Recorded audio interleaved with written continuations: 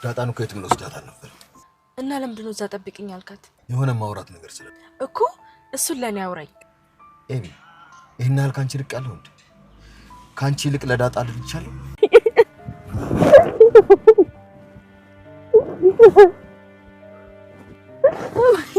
አባዬ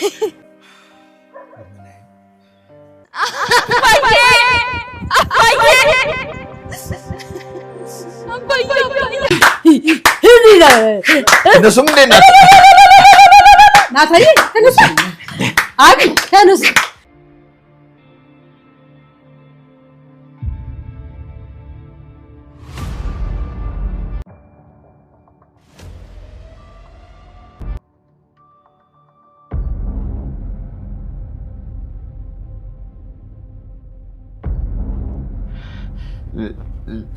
ልጄን ሰላም ጤና ይስጥልኝ። ውድና የተከበራችሁ የቻናሌ ቤተሰቦች እንደምን አላችሁ? ሁላችሁም በያላችሁበት የዓለም ዳርቻ ሰላማችሁ ብዝት ይበልልኝ። ለቤቴ አዲስ ከሆናችሁ የደወል ምልክቷን በመጫን ቤተሰብ ይሁኑ። እንዲሁም ቪዲዮውን ላይክ ማድረግ አትርሱ እያልኩኝ ዛሬ እንግዲህ ቀጣይ ክፍል ዳጣ ይዘላችሁ መተናል ማለት ነው።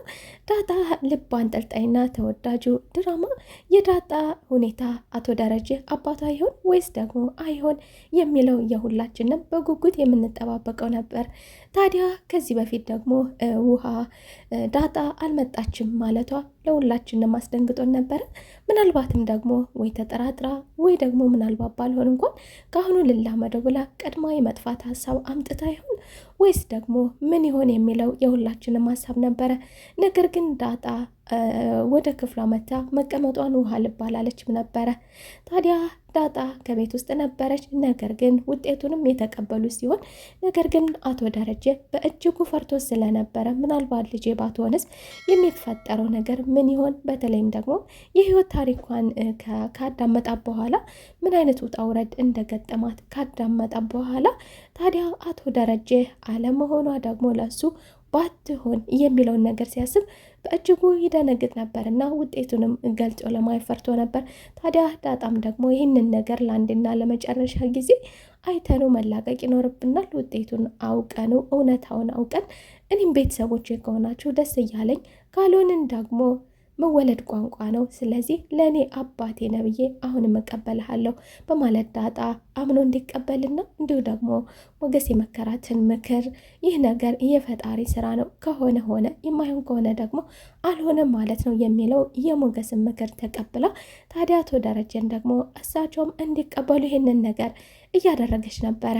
ዳጣም ወደ አቶ ደረጀ ክፍል በመሄድ እኔ ምንም ባይኔ እንቅልፍ አልዞረም፣ ውጤቱን እስካየው ቸኩያለሁ፣ እስካየው ጓጉቻለሁ፣ ለምን አትነግረኝም ትላለች።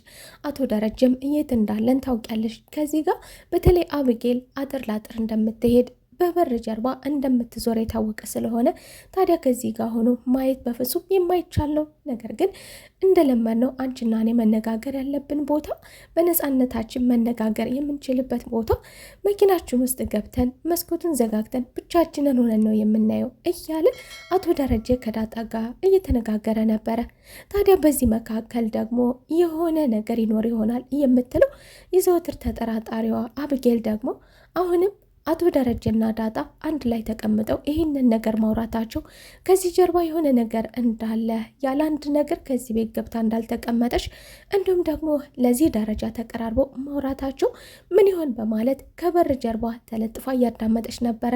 ነገር ግን ነገሩን ሳታዳምጥ በሩ ተከፍቶባታል። ቢሆንም ግን ጫፍ ስለሰማች ባልሰማችሁም ነገር ጨምሬ ለማየ ነግራታለሁም እያለች ነበረ። አቡጌልም ያልተመለሰላት ጥያቄ ስላለ ወደ አቶ ደረጀ ክፍል በመሄድ አቶ ደረጀ ዳጣ ምን እንዳላትና ለዳጣ ይደረግላት የነበረው ነገር አደርግልሻለሁ፣ መኪና ውስጥ ሄደሽ ጠብቂኝ፣ የማደርግልሽን ነገር አደርግልሻለሁ ተብላለች። እናማ ለእኔ ለምን አይደረግልኝም? እንዲሁ ደግሞ ዘወትር ዳጣ ከኔ አስበልጣችሁ ታያታላችሁ እንደምትለው ዛሬም ደግሞ በዳጣ ቦታ ተጠባብቀን እንነጋገራለን ሲሉ ስለሰማች ታዲያ በዳጣ ፋንታ ደግሞ ያለ ወቅት ገብታ መኪና ውስጥ ተቀምጣለች። አቶ ደረጀም ደግሞ ይህ ነገሯ ይህ ባህሪዋ ግርም ድንቅ ያለው ምን ባደርግሽ ይሻለኛል? ብትገረፊ ብትይ አትመለሽም፣ ለምንድነው በማይመለከትሽ ነገር የምትገቢ ቢላትም አብጌል ግን አልተረዳችሁኝም፣ እኔ የምለውን ማንም አይረዳኝም እያለች መገረፏንም ይሁን እያጠፋች ያለችውን ጥፋት ዛሬም ላይ እንደ ራሳቸው ጥፋት አድርጋ ትወቅሳቸዋለች። አቶ ደረጀን የገረፍከኝም በእኔ ስራ አይደለም፣ እኔ ምንም አላጠፋውም፣ አላዳመጣችሁኝም በማለት እንዲሁ ለምሳሌ እንድታውቅ ከምፈልገው ነገር መካከል አንዱ ደግሞ የዳጣ ጉዳይ አሁን ላይ የተረሳ ቢሆንም አሁን ላይ ለቀቅ ያደረገችው በተለይ ደግሞ አሁን ላይ አንገብጋቢ ሆኖ የታያት ደግሞ የሰላምዬ ማርገዝ ነው። ሰላምዬ ከማንም ልታረግዝ እንደማትችል ከቤት ስለማትወጣ፣ ስለዚህ ሁለት ወንዶች አሉ፣ ምናልባትም ደግሞ የኔን ህይወት ልታመሰቃቅል ይሆናል በማለት የምትጠራጠረው አንድም ከናታን አንድም ደግሞ የምንም ያህል እንኳን ልጇ ይሆናል የሚል አስተሳሰብ ቢኖራትም በድፍረት ግን ይህ ነገር የትም ሊፈጠር አይችልም፣ ስለዚህ ምናልባትም ትላለች። በአፏ ማውጥታ ደግሞ ይህ ነገር ምናልባትስ ቢሆን መጠራጠሩ አይከፋም ብላለች። ከእናቷ ፊት ባታገኝም ነገር ግን የተጠራጠረችውን ነገር ዳይሬክትሊም ተናግራ ነበረ። ታዲያ አቶ ደረጀም ደግሞ ወደ ራሷ እንድትመለስ እና መጠየቅ የሌለብሽን ነገር መጠየቅ አቆሜ፣ ካለበለዚያ አብደሽ ጨርቅሽን ጥለሽ ነው የምትሄጂው፣ ይህ ነገር አይመለከትሽም በማለት አቶ ደረጀ ዛሬም ለአንዴና ለመጨረሻ ጊዜ አስጠንቅቀዋታል።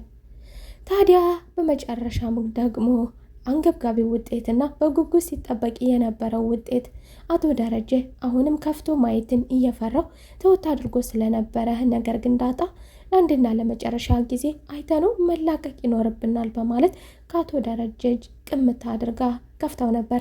አቶ ደረጀም እሷ ያን ያህል እውቀት ስለሌላት ስላልተማረች ያስተማራት ቤተሰብ ስለሌላት፣ ስለዚህ ያን ያህል እውቀት ስለሌላት ወይ ቀደን እንገላገለው፣ ምናልባትም ካልሆንን ከመሰባበራችን በፊት ወይ ቀደን እንገላገለው ወይም ደግሞ ይህ በማለት አቶ ደረጀ ከፍተው እንዲያው ታደርጋለች። ታዲያ አቶ ደረጀ ደግሞ ይህንን ነገር ከተመለከተ በኋላ አንገቱን መድፋቱ የሱ በደስታ አንገቱን መድፋት ለዳጣ አስደንግጧታል። በቃ አባቴ አይደለም ማለት ነው፣ የተጠራጠርኩን ነገር እውነት ነው ማለት ነው፣ እንደለመደብኝና እንደኖርኩት ወደ ጎዳና ልመለስ? አይ እንደዛ ደግሞ አይሆንም፣ እነ ምሳሌን የመሰለ ቤተሰብ አግኝቻለሁ፣ ችግር የለውም፣ ባይሆንም አንተ እንዳባቴ ነህ፣ መወለድ ቋንቋ ነው፣ እመጣለሁ፣ አንተም እንዳባቴ ሆነ ትቀጥላለህ፣ ነገር ግን ደግሞ ምርጥ ቤተሰቦችም አሉኝ፣ እነሱ ጋር እቀመጣለሁ እያለች ነበረ። ነገር ግን አቶ ደረጀ ይህ ነገር እሷ እንዳሰበችው አይደለም፣ በደስታ ነው ያነባሁት፣ የአብራኬ ክፋይ ነሽ፣ ልጄ ነሽ በማለት ደስታውን ነግሯት አብረው ተላቅሰው አብረው ቦርቀው ደስታ በደስታ ሆነው በደስታ ስክር ብለው አቶ ደረጀም ተያይዘው ወደ ቤታቸው ገብተዋል። ታዲያ መላው ቤተሰብ ደግሞ ዛሬ ልልህ ከመሬት ተነስቶ ደስታ በደስታ ትላንት ከትላንት ወዲያ ቆዝመው የነበሩ ቤተሰቦች በተለይም ደግሞ ሳቂታዋ ዳጣና ሁላቸውንም በደስታ በመሪነት የምታጫውታቸው ዳጣ ከመሬት ተነስታ ፍዝዝ በማለትና በሀሳብ ዋጥ በማለት ሁላቸውንም ማሳስባቸው ነበረ። አቶ ደረጀም እንዲሁ ወይዘሮ ማርቲን ምን ተፈጥሮ ነው? ምን ሆነህ ነው? እስከ ማለትም ደርሳ ነበረ። ታዲያ ዛሬ ደግሞ ከመሬት ተነስተው ደስታ በደስታ ሆነው ተመልሰዋል ወደ ቤት።